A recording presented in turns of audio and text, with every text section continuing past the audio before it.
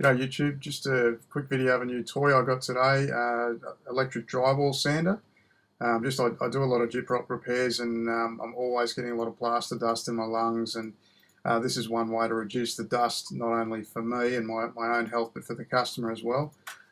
So this drywall sander has a giant vacuum that connects to it, and it actually vacuums the dust as it sands.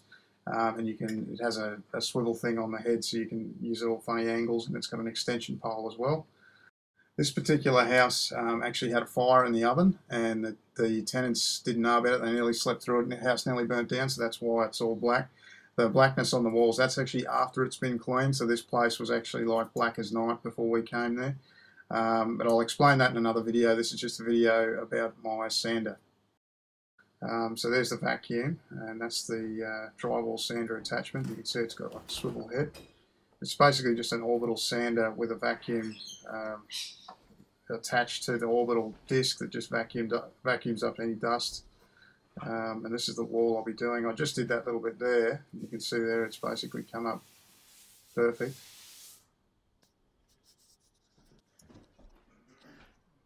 Here's a demo.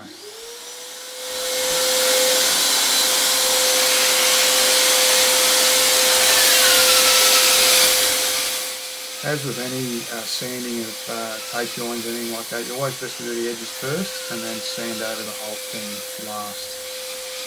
And with these, you can't hold it on in any area too long, or you will wear through to the tape.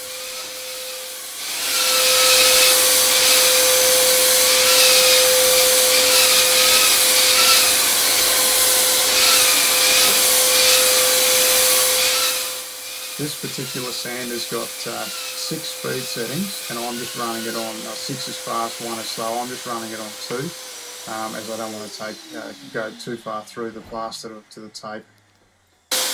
Just another thing with this sander as well, there's no reason you couldn't use one of these to sand a wooden floor or a floating floor in a house. I've got an investment property down the road from me, and it's got a shitty floating wooden floor, but it's got enough timber on it to maybe sand it back once or twice and refinish it. So I may actually use this to refinish my floating floor in my unit.